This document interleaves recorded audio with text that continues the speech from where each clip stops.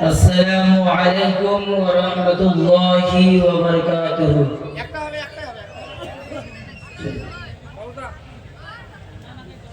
الحمد لله نحمده ونستعينه ونستغفره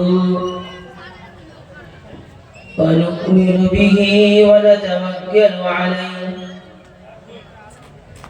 ونعوذ بالله من شرور أنفسنا من يهد الله فلا مضل له ومن يضلله فلا هادي له ونشهد أن لا إله إلا الله وحده لا شريك له ونشهد أن سيدنا وسندنا وحبيبنا ومولانا محمدا عبده ورسوله أرسله بالحق بشيرا ونذيرا وداعيا إلى الله بإذنه وسراجا منيرا فقد قال الله تعالى في كلامه المجيد في الفرقان الحميد أعوذ بالله من الشيطان الرجيم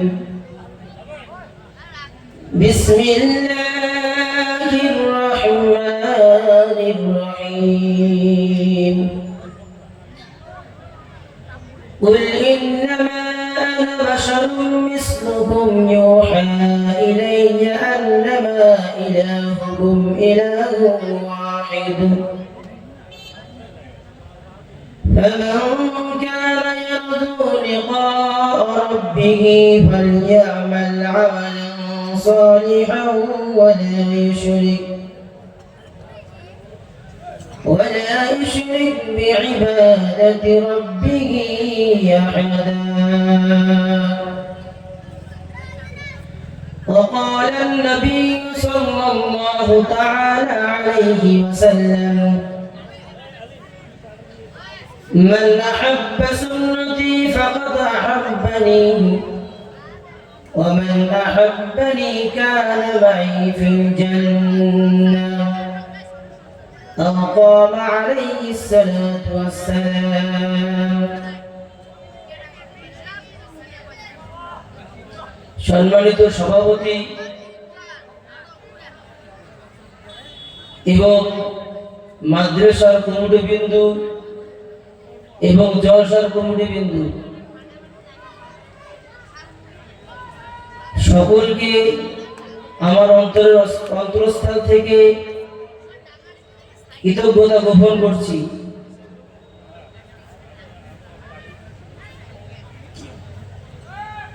সকলে আমার অন্তর থেকে আমার স্নেহের যুবক ভাইরা এবং আমার বাবার বয়সে আব্বা জানেরা সকলকে আমার সালাম, আসসালামু আলাইকুম। ভাই সালাম দেওয়া আছে কি? সালাম দেওয়া আছে সুন্নাত, কিন্তু সালাম দেওয়ার পরে সালামের জবাব দেওয়া হচ্ছে ওয়াজিব। সালাম দেওয়ার পরে সালামের জবাব দেওয়া হচ্ছে ওয়াজিব। এই জন্য আমি আবার সালাম দেব, সকলে এক বাক্যে আবার সালামের জবাব দেব উচ্চ স্বরে, আসসালামু আলাইকুম।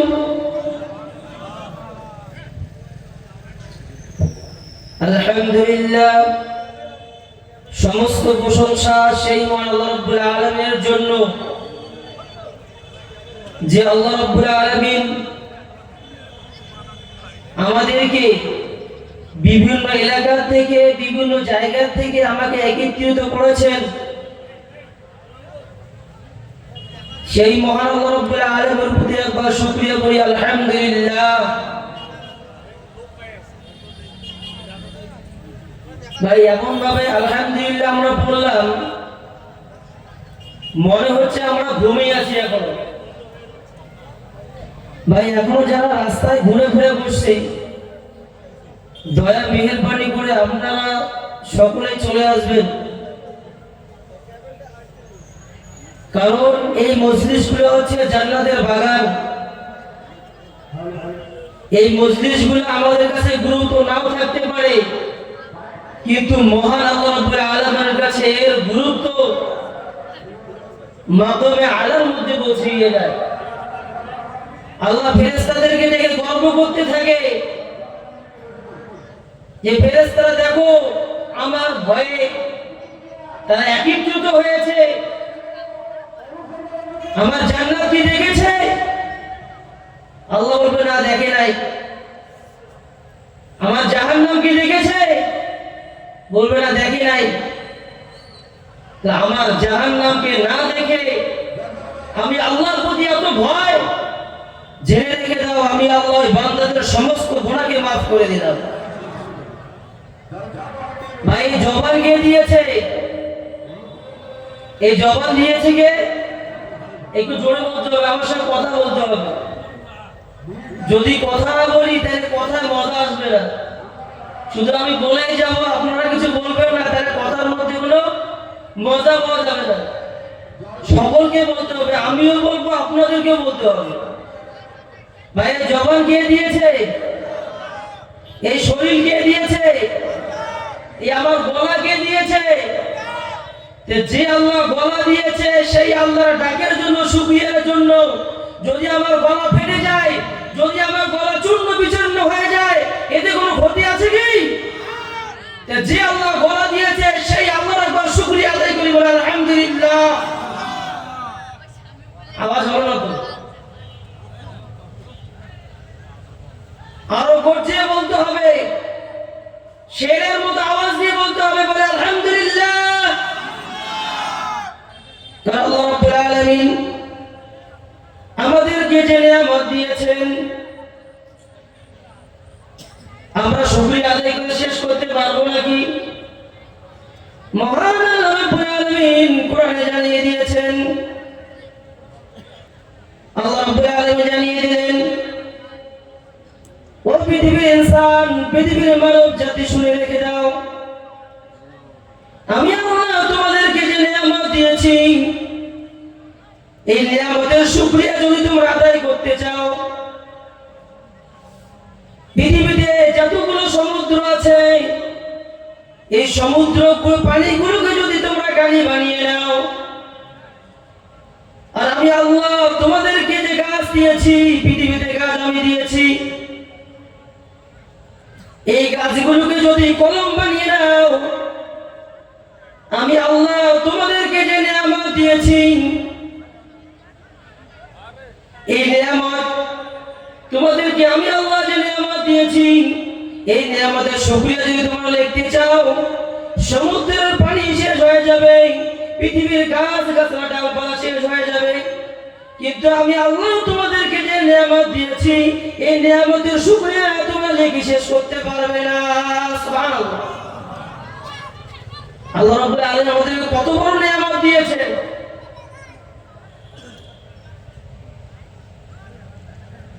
কতটুকু আমরা নিয়ামতের শুকরিয়া আদায় করছি? কিন্তু জেনে রেখে দাও আল্লাহ রাব্বুল আলামিন বলে দিয়েছেন, লা ইন শাকারতুম লা আযীদান্নাকুম ওয়া লা ইন কাফারতুম ইন্না আযাবি লাশাদীদ। আল্লাহু আকবার। মহান আল্লাহ রাব্বুল আলামিন বলেন, ও আমার গোলামেরা শুনো শুনো,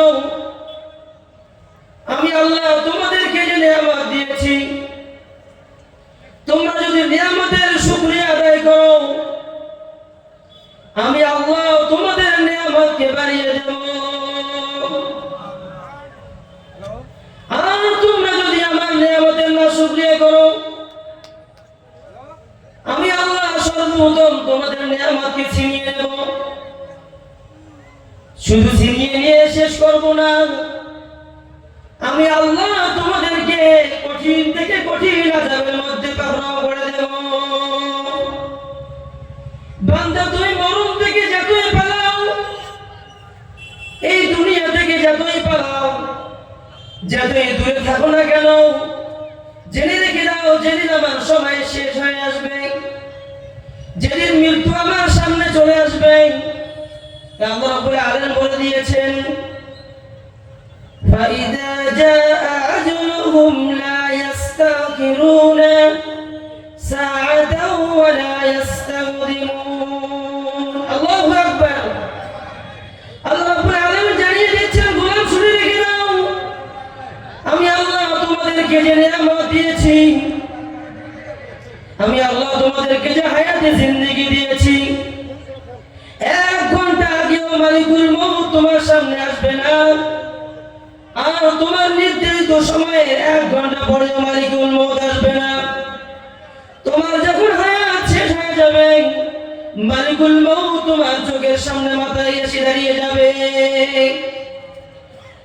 দুনিয়ায় অনেক চুগলিবাজি করেছি, দুনিয়ায় অনেক ইতিমের হক কেড়ে খেয়েছি, দুনিয়ায় অনেক মানুষকে ধোঁকা দিয়েছি, কিন্তু জেনে রেখে দাও মৃত্যু কেউ ছাড়বে না। কবরটার দিন করে আমাকে খবর করতেছে, মৃত্যু থেকে কেউ বাঁচতে পারে নাই, আর কেউ বাঁচতে পারবে না। এই দুনিয়া অনেক ধনী ব্যক্তি ছিল, অনেক মালদার ব্যক্তি ছিল, তারা দুনিয়া থেকে কিছু মাল নিয়ে যেতে পারে নাই। আমি আপনি যে দুনিয়ার মায়া হয়ে পড়ে আছি, দুনিয়ার মায়া জালে পড়ে আছি, আমরা কি সম্পত্তি নিয়ে যেতে পারবো নাকি কবরে? কেউ নিয়ে যেতে পারবো কি? দুনিয়ার সম্পত্তি কেউ কবরে নিয়ে যেতে পারবো? আর বলেন না পারবো কি? মনে হচ্ছে এই আধা বাড়ির লোকেরা মনে হয় পারবে কবরে নিয়ে যেতে, তাই না? এই আধা বাড়ি গ্রামের লোকেরা মনে হয় কবরে তাদের মাল সামানকে আসবাবকে নিয়ে যেতে পারবে কবরে। কেউ নিয়ে গিয়েছে কি? কি করে আমি দুনিয়ার লোভে পড়ে আছি? বাদশা জুলকারনাইন ছিল পৃথিবীর একজন বড় বাদশা। তিনি তার সন্তানদেরকে ডেকে বলতেছেন, সন্তানেরা শোনো, এ আমার সন্তানেরা তোমরা শোনো, আমি একটা নসিহত করে যাচ্ছি তোমাদের। লোকে সবাই জানে আমি একজন বড় মানের বাদশা, আমার অনেক সম্পত্তি আছে, অনেক ধন দৌলত আছে, কিন্তু আজকে আমি একটা নসিহত করে যাচ্ছি। আমি যখন এই পৃথিবীর থেকে চলে যাব, যখন আমার হায়াত শেষ হয়ে যাবে, সেই দিন আমাকে যখন কাপড়ের কাপড় দিয়ে জ্বালাবে, আমি বাদশা জুলকারনাইন আমার হাত দুটোকে বাইরে বার করে রেখে দেবে। বলছে, আব্বাজান এটা কোন কথা বললেন আপনি? আজ পর্যন্ত আমরা অনেক লাশকে দেখেছি, অনেক মাইয়তকে দেখেছি, কিন্তু কারো হাত তো বাইরে রাখা দেখি নাই, আপনি এই কথা বললেন কেন? বাদশা জুলকারনাইন বলতেছে, ও আমার ছেলেরা, আমি এই জন্য বলতেছি, আমি বাদশা এই দুনিয়া থেকে চলে যাব, কিন্তু আমি দুনিয়া একটা উপদেশ রেখে যাচ্ছি, আমার হাত দুটো এই জন্য বার করে রাখবেন, কারণ মানুষ যেন আমার দিকে দেখে, আমার সাদা কাপড় দিয়ে লাল জ্বালানো দেখে মানুষ যেন একটা জিনিস অনুভব করতে পারে, সে বাদশা এত বড় ধনী ব্যক্তি ছিল, এত বড় সম্পদওয়ালা ছিল, সে বাদশা জুলকারনাইন খালি হাতে কবরে গিয়েছে। আল্লাহু আকবার।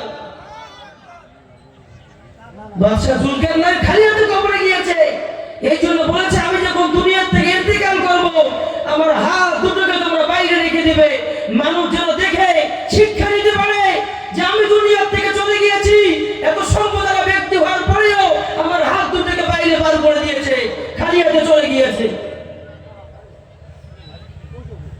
আমি আপনি দুনিয়ার ধোঁকায় পড়ে আছি। আল্লাহকুমুত তাকাসুর হাত্তা যুরতুমুল মাকাবির। আল্লাহ রাব্বুল আলামিন কোরআনের মধ্যে বলেছেন, আল্লাহকুমুত তাকাসুর হাত্তা যুরতুমুল মাকাবির। মাকাবির। ও পৃথিবীর মানুষ শুনে রাখো, দুনিয়ার ধোঁকা, দুনিয়ার লোভ লালসা, চাকচুক্যময় জিন্দেগি তোমাকে গাফিল করে দিয়েছে, তোমাকে ভুলিয়ে দিয়েছে। হাত্তা যুরতুল মাকাবির, কিন্তু জেনে রেখে দাও, একদিন তোমাকে এভাবে চলতে চলতে কবরের বাড়িতে নিয়ে যাওয়া হবে।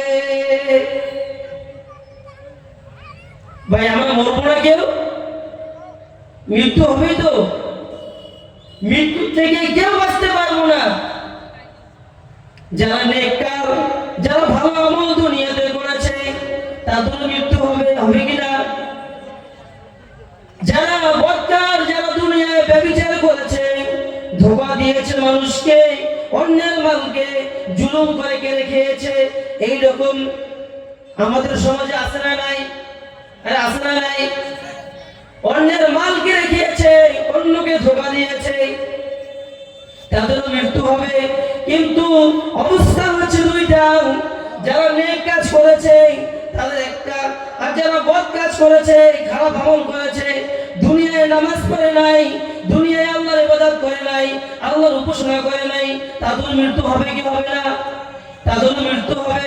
কিন্তু তাদের একটা সুযোগ আছে, যারা ভালো আমল করে দুনিয়া থেকে চলে যাবে, মালিকুল মউত কি হয়ে আসবে? আল্লাহ রাব্বুল আলামিন মালিকুল মউতকে জানিয়ে দিচ্ছেন, এ মালিকুল মউত, সে বান্দা অনেক দুনিয়ায় আমার ইবাদত করেছে, রাতে তাহাজ্জুদ পড়েছে, তাহাজ্জুদ পড়ে পড়ে আমার কাছে রোনাজারি করেছে, তাকে তুমি কষ্ট দিও না, তুমি সে শুনে রেখে দাও, শুনে রেখে দাও, তুমি জান্নাতের মধ্যে যাও, জান্নাতের মধ্যে গিয়ে একটা খুশবুদার রুমাল নিয়ে আসো, সেই রুমালের মধ্যে জান্নাতি মিশকে আম্বরের ঘ্রাণ, জান্নাতি মিশকে আম্বরের সুরমা নিয়ে রুমালের মধ্যে মেখে নিয়ে তুমি সেই ব্যক্তির কাছে গিয়ে দাঁড়িয়ে যাবে। সুবহানাল্লাহ। যদি শ্রোতার কাছ থেকে যদি আওয়াজ ভালো করে না আসে, এখান থেকে কিন্তু কথা বলা কনফিডেন্স যে আছে সেটা কিন্তু হারিয়ে যায়, আস্তে আস্তে লুজার হয়ে যায়, শাটডাউন হয়ে যায়। এই যে সবাইকে আমার সঙ্গে বলতে হবে, আমার সঙ্গে চলতে হবে, চলবে ইনশাআল্লাহ। মালিকুল মউত আসে, আসার পরে সে ব্যক্তিকে সালাম জানায়, সালাম জানিয়ে বলে, হে আল্লাহর বান্দা, তুমি দুনিয়ায় অনেক ভালো কাজ করেছো, ইয়া আইয়ুহান নাফসুল মুতমাইন্না, হে পবিত্র আত্মা, উখরিজি ইলা মাগফিরাতিন মিনাল্লাহ। আল্লাহু আকবার। মালিকুল মউত বলেন, হে প্রশান্ত আত্মা, হে পবিত্র আত্মা, আল্লাহর রেজামন্দের দিকে, আল্লাহ তোমার উপর খুশি হয়েছে, আল্লাহর খুশির দিকে বেরিয়ে আসো। এই কথা বলার সঙ্গে সঙ্গে রূহটা ভিতরে থাকতে চায় না, তার সামনে চক্ষু জান্নাতকে রাখিয়ে দেওয়া হয়, সে ব্যক্তি জান্নাতকে দেখে বলতে থাকে, মালিকুল মউত, আর দেরি করো না, আমি আর এই দুনিয়ায় থাকতে চাই না, এই দুনিয়া থেকে আমাকে নিয়ে চলো। এই কথা যখন বলবে, হাদিসের মধ্যে আসছে, তার রূহটাকে এইভাবে নিয়ে যাওয়া হবে, তার মৃত্যুটা এইভাবে হবে যে তার শ্বাসটা ভিতরে যায় এবং বাইরে হয়ে যায়। ভিতরে যখন যায় তা সেটাকে কি বলে? অক্সিজেন। কি বলে? অক্সিজেন। আর যেটা আমরা বাইরে দিই সেটাকে কি বলি? কার্বন ডাই অক্সাইড বলি, কি বলি না? হাদিসের মধ্যে বলছেন যে মালিকুল মউত সেই ব্যক্তির রূহ মুবারককে এইভাবে নেয়, যেরকম আমি শ্বাস ভিতরে ঢুকাই আর ভিতর থেকে বার করে, এইভাবে স্মুথলি ভাবে এমন ভাবে তার রূহ মুবারককে নিয়ে নেয়, সে ব্যক্তি নিজেও টের পায় না। সুবহানাল্লাহ। কাদের পিছনে হুজুর পাক সাল্লাল্লাহু আলাইহি সাল্লাম যখন মৃত্যুর দিকে পতিত হলেন, মালিকুল মউত তার জীবনকে নিচ্ছে, হুজুর পাক সাল্লাল্লাহু আলাইহি সাল্লাম বদনা ছিল পাশে, বদনার থেকে পানি নিয়ে হাত মুবারকের মধ্যে, দাড়ি মুবারকের মধ্যে লাগিয়ে দিচ্ছেন, আর বলতেছে, আজরাইল, মালিকুল মউত, আমি সহ্য করতে পারছি না। মালিকুল মউত বলছেন, ইয়া রাসূলুল্লাহ, আজ পর্যন্ত যত মানুষের জীবনকে নিয়েছি, মৃত্যু দিয়েছি, সব থেকে শান্তিদায়ক মৃত্যু আমি মালিকুল মউত আপনাকে দিতেছি। তাহলে সব থেকে শান্তিদায়ক মৃত্যু যদি হুজুর সাল্লাল্লাহু আলাইহি ওয়াসাল্লামকে দেয়, এত কষ্ট পায়, তাহলে আমি আপনি কে? মালিকুল মউত আল্লাহর কাছে রোনাজারি শুরু করে দিলেন। রাসূল পাক সাল্লাল্লাহু আলাইহি ওয়াসাল্লাম রোনাজারির মধ্যে বলতেছেন, ইয়া আল্লাহ, আমার গুনাহগার বান্দা, আমার গুনাহগার উম্মত এত কষ্ট সহ্য করতে পারবে না। আমার গুনাহগার উম্মতকে এত কষ্ট দিও না। আল্লাহ রাব্বুল আলামিন তার দোয়াকে কবুল করে নিয়েছেন এবং বললেন, जो प्यारा हबीब ও আমার নবী ও আমার দোস্ত, শুনে রেখে দাও, পৃথিবীতে যারা ভালো আমল করবে, নেক আমল করবে, আমলে সালিহা করবে, সেই সমস্ত আমার বান্দাকে আমি আল্লাহ এমন ভাবে মৃত্যু দেব সে নিজেও টের পাবে না। সুবহানাল্লাহ। আর যে ব্যক্তি বদ আমল করে তার কাছে মালিকুল মউত আসে কি আসে না? আসে কি আসে না? তার কাছে মালিকুল মউত আসে, কিন্তু তার উল্টোটা দিয়ে আসে।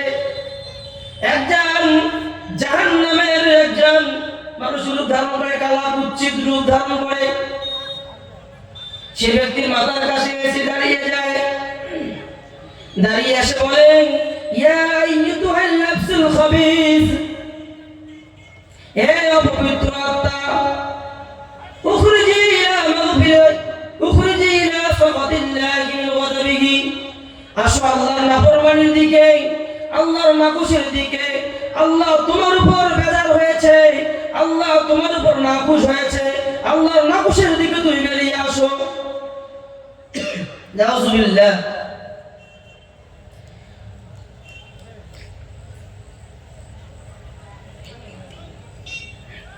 আলহামদুলিল্লাহ। একটু জিকির করি, সুবহানাল্লাহ ওয়ালহামদুলিল্লাহ ওয়ালা ইলাহা ইল্লাল্লাহ, সুবহানাল্লাহ। জোরে আওয়াজ করে বলতে হবে, সুবহানাল্লাহ ওয়ালা ইলাহা ইল্লাল্লাহ, সুবহানাল্লাহ ওয়ালা ইলাহা ইল্লাল্লাহ মুহাম্মাদুর রাসূলুল্লাহ সাল্লাল্লাহু আলাইহি ওয়াসাল্লাম। মালিকুল মউত যখন সেই ব্যক্তির কাছে এসে দাঁড়িয়ে যায়, সেই রূহটা কিন্তু নেককার ব্যক্তির রূহটা যেরকম করে বার হতে চেয়েছিল, দুনিয়ায় থাকতে চায় নাই। যারা বদকার ছিল তাদের কাছে মালিকুল মউত আসে, সে রূহ মুবারকটা বার হতে চায় না, থরথর করে কাঁপতে ছুটে যায় এবং বলতে থাকে, আমি আমার রূহ থেকে বেরোবো না, বেরোতে চায় না। একবার হাতে যায়, একবার মাথায় যায়, একবার পায়ে যায়, এইভাবে ছুটাছুটি করতে থাকে। ছুটাছুটি করতে করতে হাদিসের মধ্যে আসছে, মিশকাত শরীফের মধ্যে, যে মালিকুল মউত যখন ছুটাছুটি করতে থাকে, তার রূহটা মালিকুল মউত খপ করে হাত দিয়ে তার রূহ মুবারককে এই রঙে বার করে নেয়, যে একটা জীবন্ত ছাগলকে জবান না দিয়ে, মৃত্যু না দিয়ে, তার গায়ের চামড়াগুলো যেরকম করে খুললে যেরকম করে কষ্ট পায়, এর থেকে 70 গুণ বেশি কষ্ট দিয়ে সেই ব্যক্তির রূহটাকে কবজ করে নেওয়া হয়। সেই ব্যক্তির রূহটাকে কবজ করে নেওয়া হয়। যারা নেক আমল করেছে, ভালো আমল করেছে, তাদের রূহটা ইল্লিনে চলে যায়, আল্লাহর আরশের মধ্যে চলে যায়। আর যারা দুনিয়ায় বদ আমল করেছে, আল্লাহর নাফরমানি করেছে, তাদের রূহটা সিজিনে চলে যায়। বিজ্ঞানীরা রিসার্চ করে দেখছে, কোরআনের মধ্যে আছে ওয়ালাহমুন বাহার, সমুদ্রের মধ্যে আবার